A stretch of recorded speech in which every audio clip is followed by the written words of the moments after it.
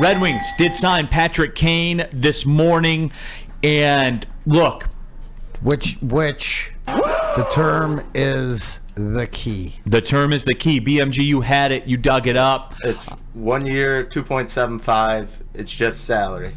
No bonuses, nothing. Yep. So 35-year-old's coming off hip resurfacing surgery after meeting with several teams. Emily Kaplan was told Kane was very impressed with Detroit's coach Derek Lalonde's X's and O's and hockey acumen and vision for Detroit. And let's go Red Wings party. Low risk, high reward. I dig it. And, for me, look, it meets my parameters.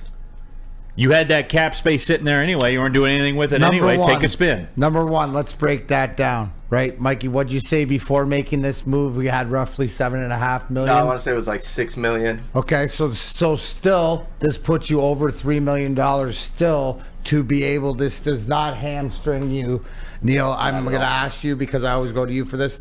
This does not put you in a bad hamstring position come trade deadline. No, if you want to make, and here's the why. Any other move. Here's the why. Thank you.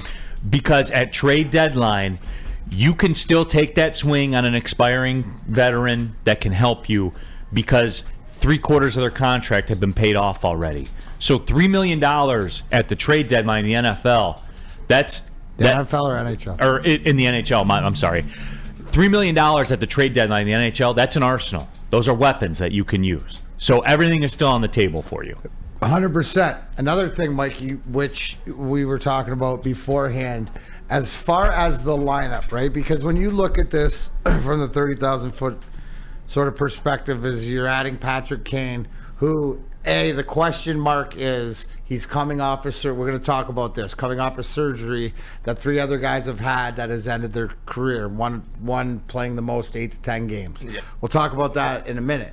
But what we were talking about, you really like this because it enabled them to do what that they've been really successful at this year as far as their lineup. Well, it just provides depth for the lineup in a sense. You can have 2 lines. You can separate the forwards. I talked to you before the show, and I said it wouldn't be a bad idea necessarily to move Kane on a line with DeBrincat and Comfort, just the way the play styles go. And you have Comfort, a guy who is very well two-way player, and he has a lot of offense and a lot of playmaking to him. So I think you pair those guys together on the second line, or technically a second line, but it's more like a first.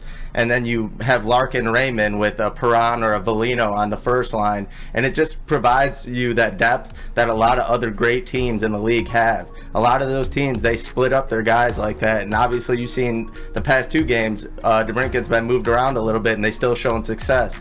So I don't think it's very far off if you see them go back to what their first line was last year with Perron, Larkin, and Raymond, and then kind of boost DeBrincat, Comfort, and Kane together.